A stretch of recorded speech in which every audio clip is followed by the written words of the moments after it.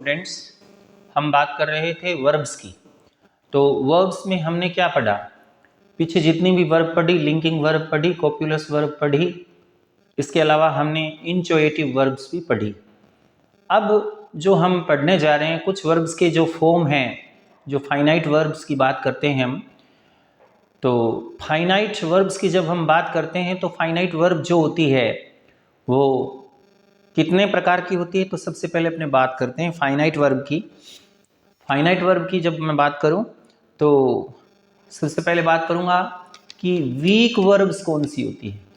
Week verbs की बात करें तो वीक वर्ब वो होती है जब प्रेजेंट टेंस से जब उसको पास्ट इंडेफिनिट टेंस में बदला जाता है, या पास्ट पार्टिसिपल में जब बदला जाता है तो उनके साथ या तो हम ईडी लगाते हैं, ठीक है ना, और या हम डी लगाते हैं या हम टी लगाते हैं। ये चीजें लगाने के बाद वो क्या बन जाता है? पास्ट बन जाता है या उसका पास्ट पार्टिसिपल बन जाता है। इसको अपनी वीक वर्ब भी कहते हैं, या इनका दूसरा नाम जो होता है ना वो होता है रेगुलर वर्ब, ठीक है ना। ध्यान देना है, ये रेगुलर वर्ब भी कहलाती है और वीक वर्ब्स भी कहलाती है। तो फॉर एग्जाम्पल देखिए, जैसे अपने कहें सेल, सेल का जो पास्ट बनेगा वो क्या बनेगा? सोल्ड, और इसका पास्ट पार्टिसिपल बनेगा सोल्ड। तो ये वीक वर्ब हुई या रेगुलर वर्ब हुई। ऐसे ही बर्न की बात करें, बर्न, बरंट, टी जोड़ दिया, और उसके बाद BURNT, बरंट, टी जोड़ दिया। ऐसे ही थिंक, ठीक है ना, थिंक, और उसके बाद देखिए थॉट, उसके बाद देखिए आप थॉट, तो थिंक, थॉट, थॉट। ऐसे ही हम बात करें लैंड की, लैंड और लेंट, ठीक है ना, लैंड का लेंट, और फिर आपका लेंट आ जाएगा, ठीक है ना, फिर भी आपका क्या आएगा? लेंट आएगा। तो इस तरीके से ये जो वर्ब होती है वो यूज करते हैं। तो हम बात कर रहे थे लैंड, लेंट, लेंट, उधार देना, बेचना, जलाना, सोचना। अब अपने बात करते हैं आगे की, जो इसका इसी का एक प्रकार आता है वो होता है स्ट्रॉन्ग वर्ब या इरेग्युलर वर्ब जो होती है वो कौन सी होती है। इसी वीक वर्ब के अंदर हम बात कर लेते हैं, जो हमने वीक वर्ब की बात करी तो हम रेगुलर वर्ब की बात भी कर लेते हैं। रेगुलर में क्या होता है? जैसे टॉक, टॉक्ड, ईडी जोड़ दिया, और उसके बाद फिर टॉक्ड, तो ये क्या है? रेगुलर वर्ब है। ऐसे ही लिव, फिर लिव्ड, और फिर लिव्ड, यानी पास्ट इंडेफिनिट बनाओ चाहे पास्ट पार्टिसिपल बनाओ, डी या ईडी जोड़ देते हैं तो ये रेगुलर वर्ब होती है, ठीक है ना। ये रेगुलर वर्ब होगी। रेगुलर वर्ब और वीक वर्ब लगभग एक जैसी सी होती है। अब अपने बात कर लेते हैं स्ट्रॉन्ग वर्ब की। कौन सी वर्ब? हम बात कर लेते हैं स्ट्रॉन्ग वर्ब की। स्ट्रॉन्ग वर्ब्स, स्ट्रॉन्ग वर्ब्स कौन सी होती है? स्ट्रॉन्ग वर्ब्स वो वर्ब्स होती है जिसमें हम वोवेल चेंज करते हैं, ठीक है ना। प्रेजेंट फॉर्म के अंदर हम वोवेल चेंज करते हैं, उनको अपने स्ट्रॉन्ग वर्ब कहते हैं। कैसे कैसे कहते हैं? जैसे अबाइड, जैसे आप देखिए, सॉरी,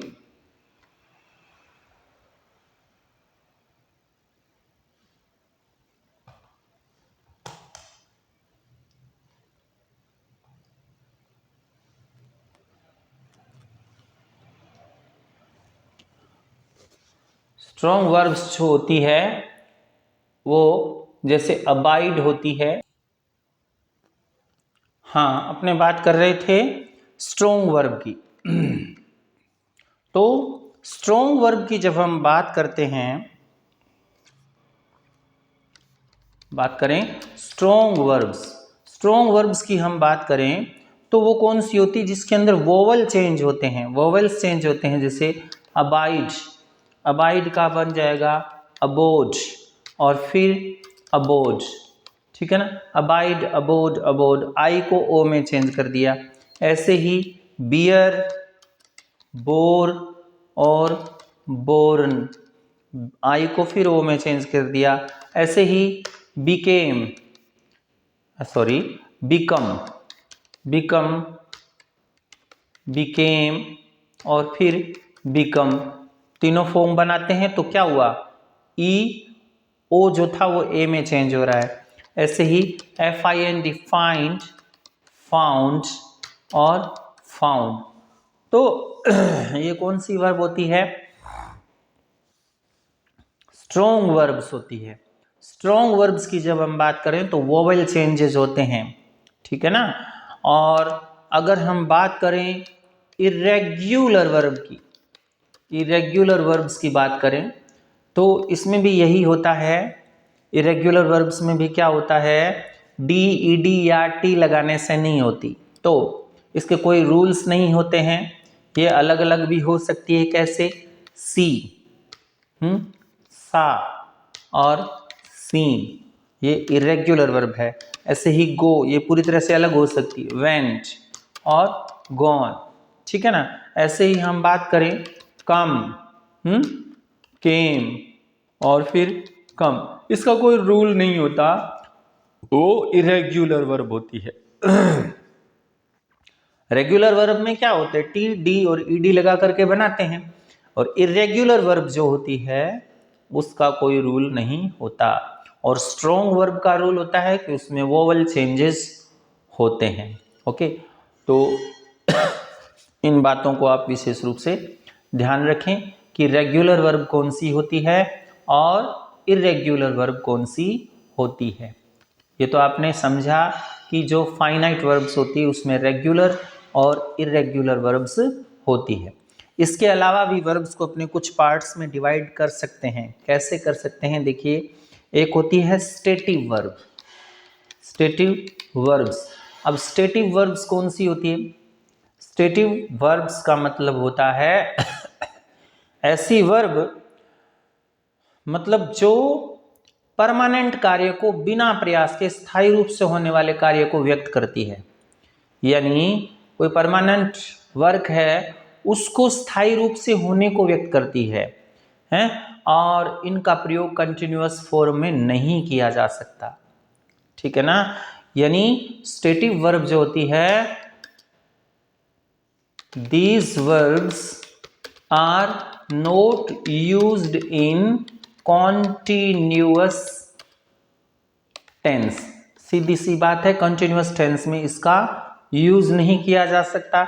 इस वर्ब का दूसरा नाम अपने बात करें तो इस वर्ब का दूसरा नाम होता है non conclusive verb. Non conclusive verbs भी इनको कहते हैं, ये भी याद रखना है। नॉन कंक्लूसिव वर्ब्स कहते हैं, मतलब स्टेटिव का मतलब होता है फिक्स, अर्थात स्थायी, यानी परमानेंट काम को बिना प्रयास के, अपने को एफर्ट नहीं करना पड़ता, बिना एफर्ट के वो काम हो जाता है। जैसे देखिए सी, हियर, स्मेल, ठीक है ना। इसी तरीके से टेस्ट, इसी तरीके से फील, लुक, ठीक है ना, नो, ठीक है ना, और ऐसे ही हैव और अंडरस्टैंड। तो ये वर्ब्स जो होती है वो नॉन कंक्लूसिव वर्ब्स या स्टेटिव वर्ब्स के नाम से जानी जाती है, जिसके अंदर हमें किसी प्रकार के प्रयास की जरूरत नहीं पड़ती। ओके, और इनका कंटिन्यूअस कभी नहीं बनता, ठीक है ना। अगर बनता है तो फिर इसका मीनिंग भी चेंज होगा, जो उसका ओरिजिनल मीनिंग है वो नहीं रहेगा।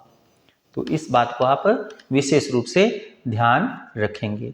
अब अपने बात करें स्टेटिव वर्ब्स के अलावा कौन सी वर्ब आती है। स्टेटिव वर्ब के अलावा मैं बता देता हूं आपको, डायनामिक वर्ब होती है, डायनामिक वर्ब्स। तो डायनामिक वर्ब्स कौन सी होती है, वो वर्ब होती है जो क्रियाशील होती है, एक्टिव होती है या मोटिव होती है, गतिशील होती है। जब कोई वर्ब टेम्परेरी या मोमेंट्री या डायनामिक कार्य करने के लिए यानी इसमें कौन से, इसमें स्थायी काम नहीं होते, टेम्परेरी काम होते हैं, या यूं कहें कि इसमें मोमेंट्री काम होते हैं, और या यूं कहें कि इसमें डायनामिक काम होते हैं, ठीक है ना। तो ऐसी वर्ब जो होती है वो डायनामिक वर्ब कहलाती है। जैसे कहें स्विम, जैसे कहें कम, जैसे कहें हम गो, ये वर्ब क्या है, डायनामिक वर्ब्स है। तो हमने वर्ब्स के कुछ काइंड्स जो है वो पढ़े। इसके अलावा आपने इंट्रोगेटिव वर्ब पढ़ चुके हैं, ट्रांजिटिव वर्ब पढ़ चुके हैं, इंट्रांजिटिव वर्ब्स भी आप पढ़ चुके हैं कि ट्रांजिटिव कौन सी होती है और इंट्रांजिटिव कौन सी होती है। आज का जो हमारा मूल टॉपिक है, हम उसी टॉपिक पर आना चाहते हैं कि ये जो वर्ब्स होती है, मैंने बताया कि दो तरीके की होती है, फाइनाइट और नॉन फाइनाइट। और फाइनाइट के अंदर अपने प्राइमरी ऑक्सिलियरी वर्ब्स पढ़ी थी, ठीक है ना। हमने प्राइमरी ऑक्सिलियरी वर्ब 3 तरीके की पढ़ ली, to be type verb, to have type verb, to do type verb, और तीनों के हम सेंटेंस स्ट्रक्चर अच्छी तरह से पढ़ चुके हैं। और इसके अलावा हमने इंट्रोगेटिव वर्ब्स भी अच्छी तरह से पढ़ी है। मॉडल ऑक्सिलियरीज जो है हम नॉन फाइनाइट के अंतर्गत पढ़ चुके हैं। आप मेरे इसी चैनल के अंदर आप मॉडल ऑक्सिलियरीज देख सकते हैं, उसका लिंक आपको मिल जाएगा, वीडियो भी मिल जाएगा और प्लेलिस्ट में भी मिल जाएगा, जो सेकंड ग्रेड की तैयारी कर रहे हैं या किसी प्रकार की तैयारी कर रहे हैं। तो मैं बता रहा था वर्ब 2 तरीके की होती है, एक फाइनाइट वर्ब होती है, एक नॉन फाइनाइट वर्ब होती है। जैसे अपने एक सेंटेंस लिखते हैं और सेंटेंस से आपको बहुत ही अच्छी तरीके से पता चलेगा कैसे। जैसे आई लाइक टू प्ले एक सेंटेंस।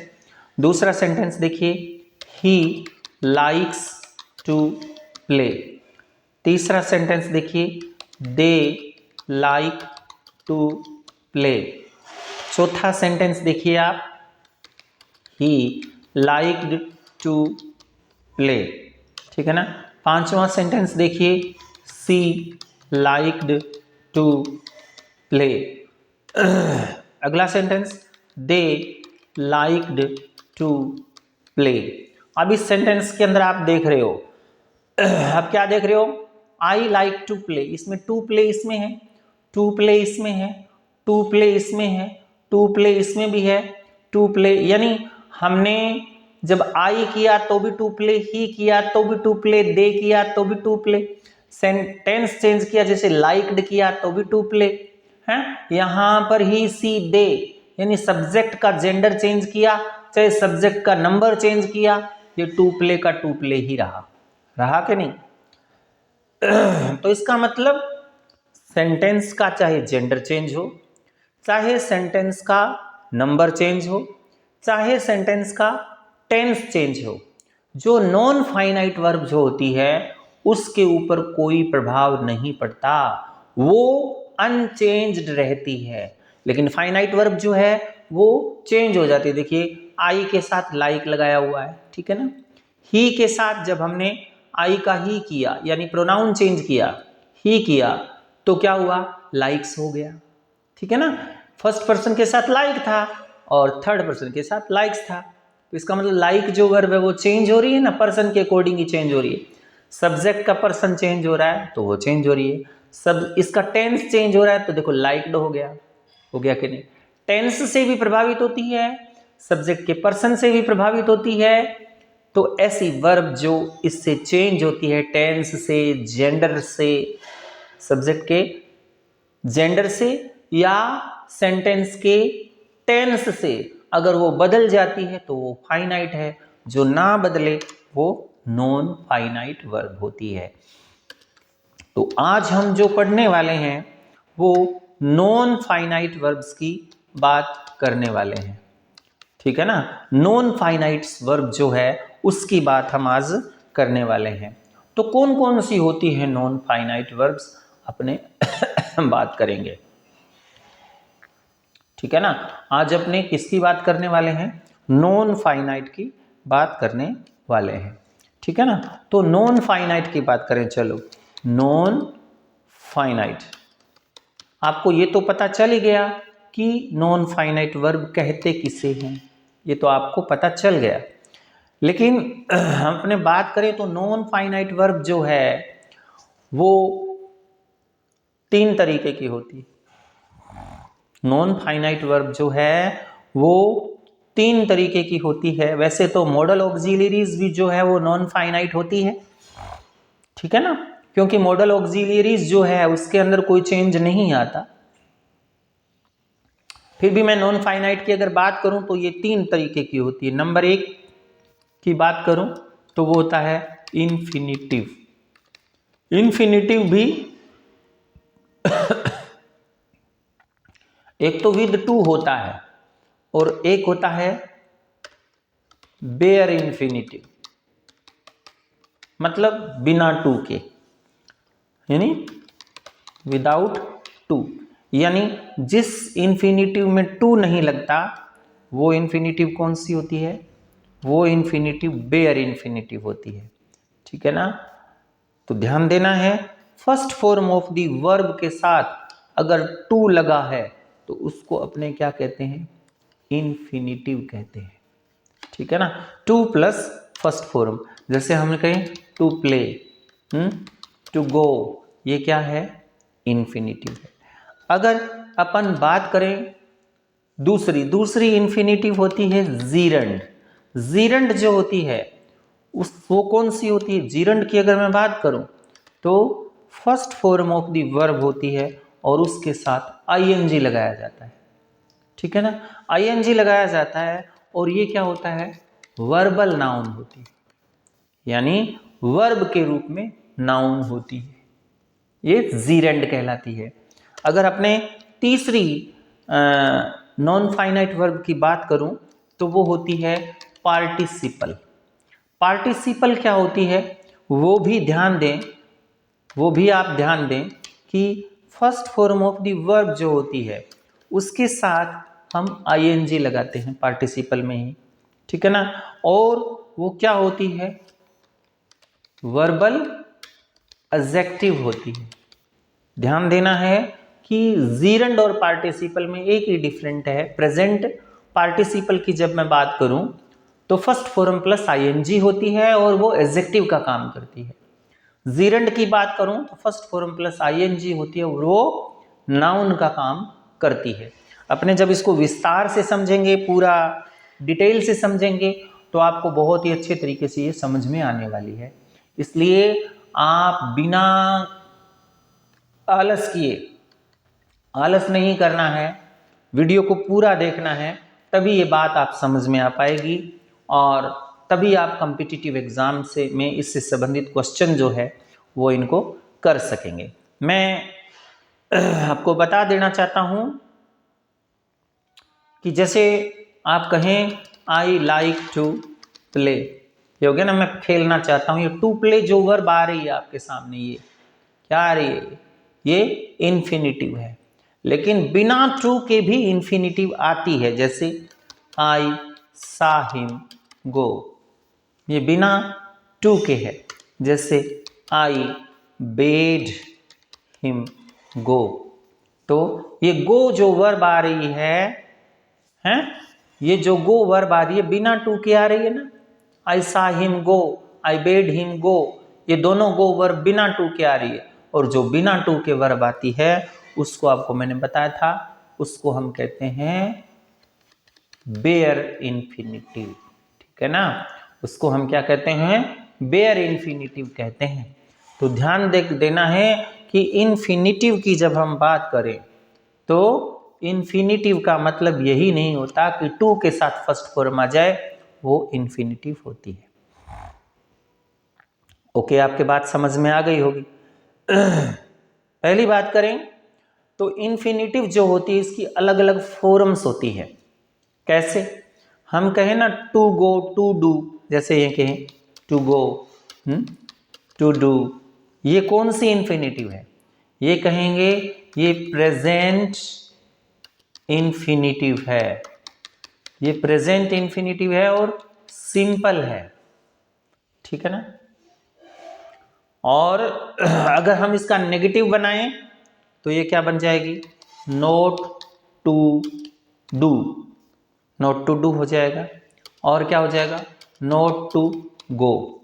ये क्या है इसका नेगेटिव, यानी प्रेजेंट इंफिनिटिव तो है लेकिन उसका क्या है, नेगेटिव है। नेगेटिव बनाने के लिए not to go, not to do, not to write, not to sell, ऐसे बनाते हैं, ठीक है ना। अब अपने बात करें कि इसका कॉन्टिन्यूअस कैसे बनाएं, तो कॉन्टिन्यूअस बनाने के लिए हम क्या करेंगे, टू बी जोड़ेंगे। टू बी डू के साथ आईएनजी, टू बी डूइंग है, टू बी गोइंग, ये क्या है, ये क्या है, प्रेजेंट कॉन्टिन्यूअस इंफिनिटिव है ये, है कौन सी इंफिनिटिव, कॉन्टिन्यूअस इंफिनिटिव है ये, ठीक है ना। To be doing, to be going, to be selling, ऐसे बी लगा करके आईएनजी लगा देंगे, ओके। तो ये कौन सी इंफिनिटिव हुई, कॉन्टिन्यूअस इंफिनिटिव। तो आपने इंफिनिटिव नेगेटिव पढ़ी प्रेजेंट सिंपल की, और उसके अलावा आपने कॉन्टिन्यूअस इंफिनिटिव भी पढ़ी। अब हम पढ़ते हैं कि ऐसे भी तो होता है ऐसे भी हो सकता है टू हैव डन, ठीक है ना, to have sold, to have ऐसे ही कुक्ड। ये जो वर्ब आ रही है वो कौन सी इंफिनिटिव है, तो इसको हैव जब लगा देते हैं तो हैव परफेक्ट टेंस में लगता है, तो परफेक्ट इंफिनिटिव है ये। तो ये क्या है, परफेक्ट इंफिनिटिव। तो एक एक चीज ध्यान रखनी है, परफेक्ट इंफिनिटिव कौन सी होती है, टू हैव के साथ थर्ड फॉर्म, वैसे टू के साथ तो ऐसे लगती है। अच्छा, एक और मैं बात बता देता हूं, इंफिनिटिव जो हमने प्रेजेंट इंफिनिटिव पढ़ी क्या पढ़ी थी, टू डू पढ़ी थी ना। प्रेजेंट इंफिनिटिव जो पढ़ी थी वो टू डू पढ़ी थी, ठीक है ना। और प्रेजेंट इंफिनिटिव टू डू पढ़ी थी, इसी के रूप आगे चेंज हो रहे हैं, ठीक है ना। और परफेक्ट इंफिनिटिव में टू हैव डन पढ़ा, अगर इसी को करें टू हैव बीन डन ऐसे बोले, या टू हैव बीन कुक्ड ऐसे बोले, तो ये कौन सी इंफिनिटिव हुई, ये इंफिनिटिव परफेक्ट इंफिनिटिव का पैसिव हुआ, पैसिव ऑफ परफेक्ट इंफिनिटिव, ठीक है ना। ये पैसिव हुआ, इंफिनिटिव का भी हम पैसिव बना सकते हैं, ठीक है ना। ये तो परफेक्ट की बात करें, और उसका सीधा टू डू, ये टू डू लिखा है, इसका पैसिव बनाना हो तो कैसे बनाएंगे, टू बी डन, बी जोड़ करके। जैसे आपको कहे टू सेल, इसका पैसिव बनाना है तो to be sold, to be के साथ थर्ड फॉर्म लगाना है, तो प्रेजेंट इंफिनिटिव का पैसिव बन गया, ये बन गया कि नहीं, तो ये बन गया आपका प्रेजेंट इंफिनिटिव का पैसिव। अब कई बार क्या है, प्रेजेंट परफेक्ट कॉन्टिन्यूअस की बात भी आ जाती है, ठीक है ना, प्रेजेंट परफेक्ट कॉन्टिन्यूअस टेंस की बात भी आ जाती है, ये आप अच्छी तरह से जानते हैं। कैसे, जैसे कहें कि टू डू, इसका प्रेजेंट परफेक्ट कॉन्टिन्यूअस इंफिनिटिव बनाना हो तो कैसे बनाएंगे, to have been done, to have been done नहीं, ये तो पैसिव हो गया, टू हैव बीन डूइंग, क्योंकि प्रेजेंट परफेक्ट कॉन्टिन्यूअस की बात कर रहे हैं, प्रेजेंट परफेक्ट कॉन्टिन्यूअस टेंस की जब हम बात करें तो टू हैव बीन के साथ आईएनजी फॉर्म आएगी, तो प्रेजेंट परफेक्ट कंटिन्यूअस टेंस की इंफिनिटिव आती है। तो ये नहीं है कि इनका पैसिव नहीं बनता, इसके टेंस चेंज नहीं होते, ये सब कुछ होता है बेटा, लेकिन बात यह है कि अपने को हर चीज अच्छे तरीके से समझनी है, ओके। अब हम बात कर लेते हैं, इंफिनिटिव जो है वो सिंपल इन्फिनिटिव होती है जिसको हम नाउन इन्फिनिटिव के नाम से जानते हैं, ठीक है ना। तो पहले इन्फिनिटिव के जो प्रकार होते हैं, कितने काइंड्स की होती है, तो सबसे पहले बात करते हैं सिंपल इन्फिनिटिव होती है।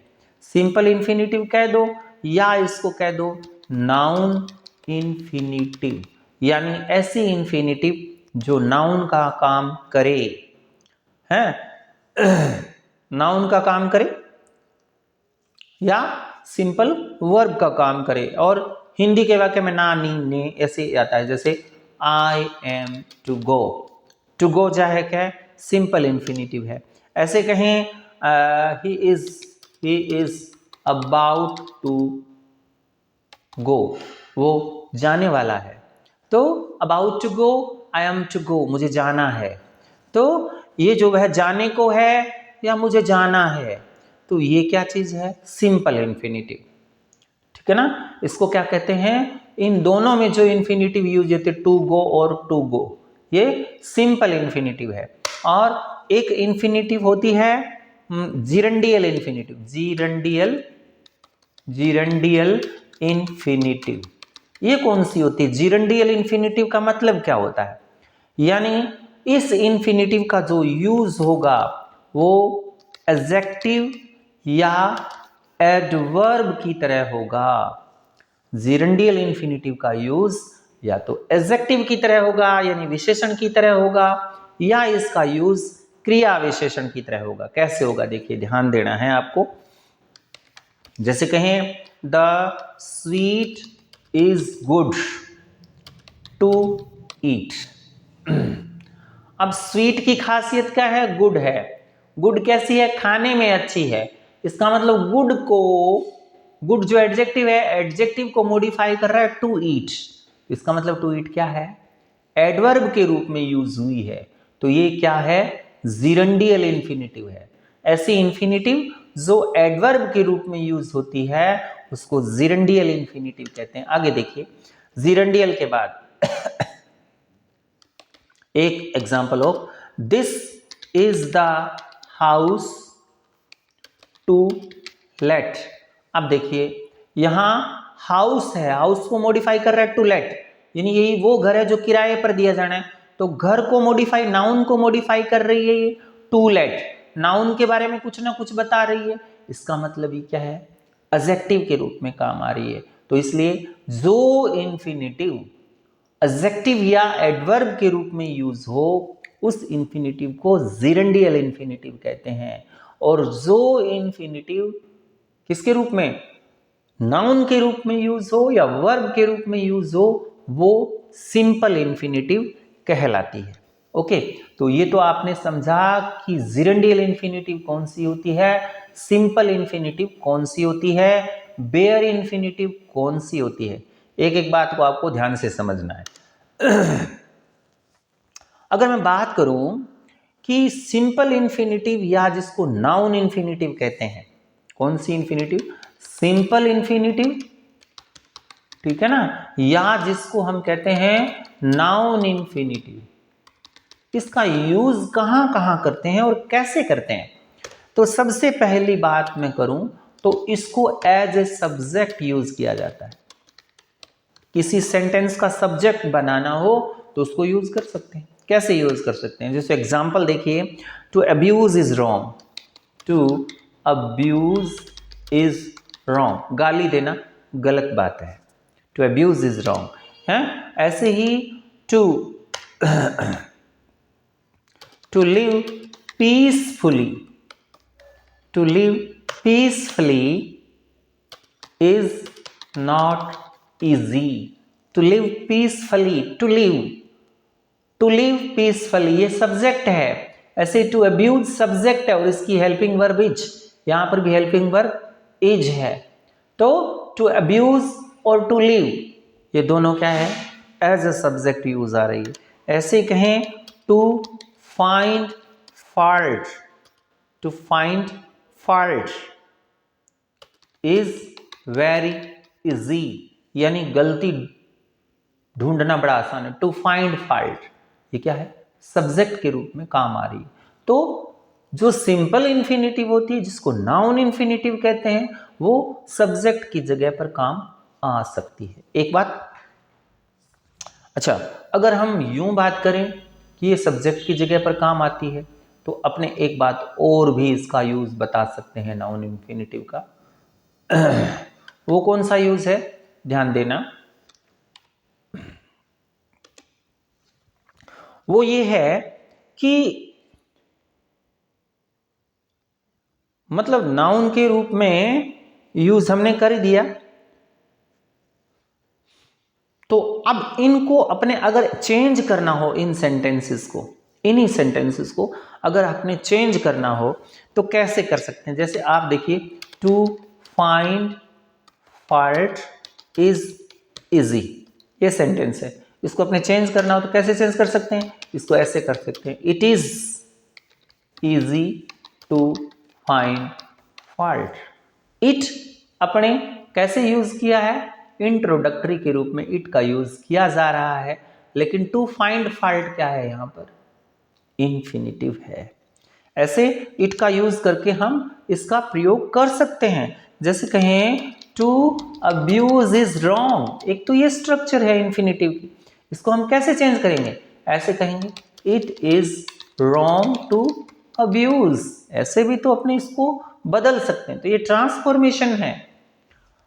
जब आप ट्रांसफॉर्मेशन वाला पढ़ोगे तो इस समय आपको ये पढ़ना पड़ेगा। ऐसे कहें, जैसे आपने पढ़ा to live peacefully is not easy, तो कैसे बनाएंगे, it is not easy to live peacefully, यानी पीसफुली रहना इजी नहीं है। तो आपने क्या किया, इस सेंटेंस को to live peacefully is not easy, इसको it is not easy to live peacefully बना दिया ना। तो अपने इनको इस तरीके से ट्रांसफॉर्म भी कर सकते हैं, किसका प्रयोग करके, इंट्रोडक्टरी इट का यूज करके।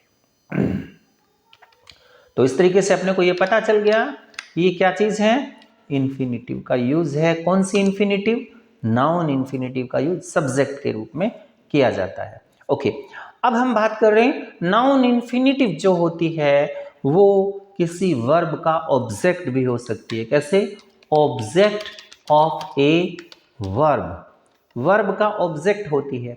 वैसे आप एग्जाम्पल में नाउन इंफिनिटिव पढ़ चुके हैं, जैसे कहें आई लव टू प्ले, इस सेंटेंस में देखिए वर्ब क्या है, लव।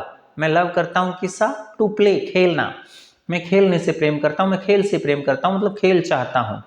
तो ये वर्ब के बाद क्या है, ऑब्जेक्ट के रूप में आती है। जैसे आई वांट टू राइट, मैं लिखना चाहता हूं, है। I wish to wait there, I wish to wait there. तो ये क्या है, to play, to write, to wait, किसके रूप में, ये विश का है, ये वांट का है और ये लव का है। ये तीनों की तीनों जो इंफिनिटिव यहाँ यूज हो रही है वो एज एन ऑब्जेक्ट यूज की जा रही है। और ऑब्जेक्ट किसका, वर्ब का ऑब्जेक्ट बना करके इनको यूज कर सकते हैं। तो एक ऑब्जेक्ट जो है वर्ब का, उसके रूप में भी हम इसका यूज कर सकते हैं।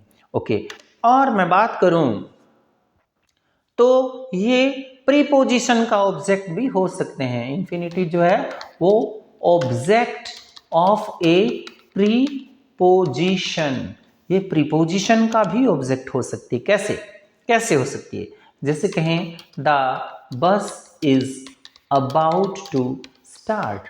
अब देखिए द बस इज अबाउट क्या है, प्रीपोजिशन है, और प्रीपोजिशन के बाद में, प्रीपोजिशन के बाद में इंफिनिटिव आ रही है, इसका मतलब प्रीपोजिशनल ऑब्जेक्ट है ये, है। आई हैव नो चॉइस, जैसे कहें I have no choice but to go, यानी सिवाय जाने के। बट क्या है यहाँ पर, प्रीपोजिशन है, ध्यान देना। अबाउट भी क्या है, प्रीपोजिशन, ये कहते जाने के सिवाय मेरे पास कोई चॉइस नहीं है। तो बट का प्रीपोजिशन का ऑब्जेक्ट के रूप में किसका यूज हो रहा है, इंफिनिटिव का यूज हो रहा है। द मैच, जैसे कहें the match is yet to finish. तो यहां येट क्या है? प्रीपोजिशन। तो प्रीपोजिशन का ऑब्जेक्ट टू फिनिश, तो प्रीपोजिशन के ऑब्जेक्ट के रूप में भी इंफिनिटिव का यूज किया जा सकता है।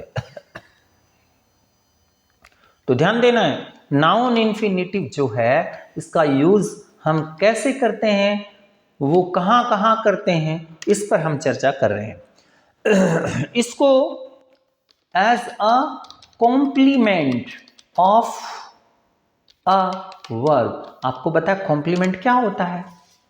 सब्जेक्ट कॉम्प्लीमेंट होता है या फिर एडजेक्टिव कॉम्प्लीमेंट होता है। हाँ, तो किसी वर्ब के कॉम्प्लीमेंट के रूप में भी इसको यूज किया जा सकता है। कैसे? ही ओनली विशेस, वो सिर्फ विश करता है। किस चीज की विश करता है? To be an IAS officer. अब देखिए, ही ओनली विशेस, विशेस जो है अपने आप में कंप्लीट वर्ब नहीं है, इसको पूरा करने के लिए to be, only wishes to be, तो विशेष को पूरा करने के लिए टू बी लगाया गया। तो टू बी क्या है? विशेष वर्ब का कॉम्प्लीमेंट है, ठीक है ना। तो ऐसे अपने कॉम्प्लीमेंट मतलब जो कंप्लीट करे, सेंस को कंप्लीट करे। जैसे कहें हिज एम्बिशन इज, उसकी एम्बिशन है, क्या है? अब है से तो पता नहीं चलता। टू बिल्ड अ टेम्पल, तो इज है, इज का सेंस पूरा करने के लिए टू बिल्ड लगा दिया इंफिनिटिव। तो उसकी एम्बिशन, उसकी महत्वाकांक्षा है टू बिल्ड, बनाने की, क्या है? टेम्पल। तो एम्बिशन इज के सेंस को पूरा करने के लिए टू बिल्ड का यूज किया गया। तो ये इंफिनिटिव हो गई कॉम्प्लीमेंट की। जैसे कहें her dream is to purchase the whole city, उसका सपना है कि पूरे शहर को खरीद लो। तो इज क्या है? वर्ब है, और उसका कॉम्प्लीमेंट टू परचेज, उसका सपना है में सेंस पूरा नहीं हो रहा, वर्ब का सेंस पूरा नहीं, उसको कंप्लीट करने के लिए आया टू परचेज, खरीदना है। तो ये क्या हुआ? कंप्लीमेंट ऑफ वर्ब के रूप में भी अपने किसका यूज करते हैं? इंफिनिटिव का यूज करते हैं। कॉम्प्लीमेंट ऑफ वर्ब के रूप में इंफिनिटिव का यूज करते हैं। और ये वर्ब क्या कहलाते हैं? कॉम्प्लीमेंट्री कहलाते हैं। ये वर्ब जो होते हैं वो कॉम्प्लीमेंट्री कहलाते हैं। ओके, अगर अपने और बात करें तो ये ऑब्जेक्टिव कॉम्प्लीमेंट यानी ऑब्जेक्ट के पूरक के रूप में भी काम करते हैं। यानी एज एन ऑब्जेक्टिव कॉम्प्लीमेंट, यानी ऑब्जेक्ट के सेंस को पूरा करने के लिए, ऑब्जेक्ट के सेंस को पूरा करने के लिए। जैसे कैसे? यानी आई सा हर, मैंने उसको देखा। कैसे देखा? गो, जाते हुए देखा। तो यहां बेयर इंफिनिटिव का यूज हो रहा है, आई सा हर गो, ठीक है ना। हर के सेंस को पूरा है कि उसको क्या करते देखा? गो। तो ऑब्जेक्टिव कॉम्प्लीमेंट के रूप में जैसे कहें आई बेड हिम गो, मैंने उसे अलविदा किया, मैंने बेड हिम गो, आई बेड हिम गो, हो गया ना। ऐसे भी आ सकता है ना, आई बेड हिम गो। तो यहां बेयर इंफिनिटिव यूज हो रही है। आई शैल हैव यू, जैसे I shall have you realise your mistake. अब यहां हैव को पॉजिटिव वर्ब के रूप में यूज किया, आई शैल हैव यू के बाद रियलाइज, मैं आपको रियलाइज करवाऊंगा। तो ये जो पॉजिटिव वर्ब होती है वो हमेशा ही बेयर इंफिनिटिव होती है। तो ये रियलाइज जो वर्ब होती है वो यू के कॉम्प्लीमेंट के रूप में इसका यूज किया जा रहा है। तो यहां पर बेयर इंफिनिटिव के रूप में भी हम इसका यूज कर सकते हैं। ओके, आज की वीडियो में बस इतना ही। कल की वीडियो में हम फिर हाजिर होंगे। जीरेंडियल इंफिनिटिव का यूज हम कैसे करते हैं इसको जानने के लिए कल की वीडियो का इंतजार करिए। Thank you, all the best.